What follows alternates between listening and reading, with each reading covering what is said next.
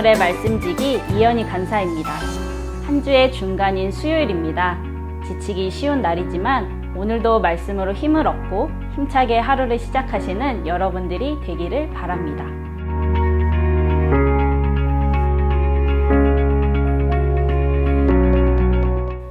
오늘 본문은 디도서 3장 마지막 부분으로서 그동안 바울이 앞에서 언급한 내용들을 요약하고 있습니다. 먼저 바울은 앞에서 언급한 복음을 굳세게 말하라고 이야기하고 있습니다. 복음과 복음의 교훈에 합당한 삶들을 디도는 어떤 반대를 무릅쓰고라도 담대하게 또 지속적으로 가르쳐야 한다는 것입니다.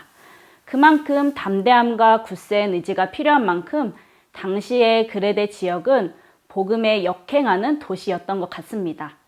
두 번째, 바울이 강조한 내용은 피하라는 것입니다. 선한 일은 힘써야 하지만 반대로 어리석은 변론, 족보 이야기, 분쟁과 율법에 대한 다툼, 이 네 가지는 피하라고 바울은 말합니다. 유대인인 그리스도인들은 예수님을 믿으면서도 여전히 구약의 율법을 문자적으로 지켜야 한다고 우겼을 것입니다.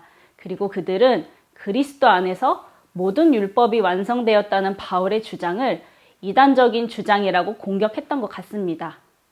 이런 공격 자체가 잘못은 아닙니다. 바울은 그 공격을 받는 과정에서 신학을 정립했고 바울 서신 곳곳에는 바울만의 복음 전개 방식이 형성된 것을 볼 수 있습니다. 하지만 여기서 바울은 그런 바른 복음을 찾기 위한 변증이 말싸움으로 변질되지 않도록 당부합니다. 왜 바울은 이 네 가지를 피해야 한다고 강조했을까요? 무익하고 헛되기 때문입니다. 진리를 알고자 하는 뜻이 없는 사람들과 논쟁에서 말다툼을 해봤자 얻을 것이 아무것도 없다는 겁니다. 그렇다면 공동체 내에서 잘못된 가르침을 전하거나 받은 사람들은 어떻게 해야 할까요? 10절에 보면 바울은 이단에 속한 사람을 우선 한두 번 훈계하라고 합니다. 여기서 말하는 이단은 잘못된 가르침으로 공동체를 분열시키는 사람, 1장에 언급된 것처럼 부정한 이익을 위해서 가정까지 파괴하는 사람을 말합니다. 한두 번 훈계하라고 해서 문자 그대로 한두 번만 훈계하라는 의미는 아닙니다. 공동체에 잘못된 가르침을 받은 지체가 있다면 정말 가슴 아프게 여기면서 최선을 다해 그들이 바르게 돌아올 수 있도록 도와야 합니다. 하지만 끝내 마음을 열지 않고 자기 생각을 바꾸지 않는다면 어쩔 수 없이 멀리해야 합니다.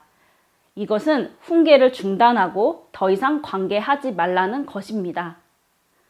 이런 사람들과 변론하거나 논쟁과 말다툼 할 필요가 없습니다. 왜 그렇게 단호하게 대처해야 할까요? 그렇게 공동체가 권면해도 듣지 않으면 그 사람 상태가 어떠하기 때문일까요? 이들은 부패한 사람이기 때문입니다. 여기서 스스로 정죄한다는 표현은 자신의 양심에 의해서 정죄를 받는다는 뜻입니다.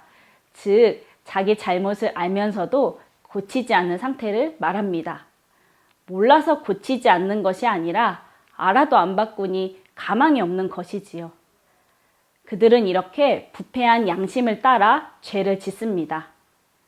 오늘 본문에 나오는 바울의 권면을 통해 우리가 알 수 있는 것은 무엇일까요? 첫째, 마땅한 가르침은 굳세게 전해야 합니다. 둘째, 그릇된 가르침을 멀리하고 피해야 합니다.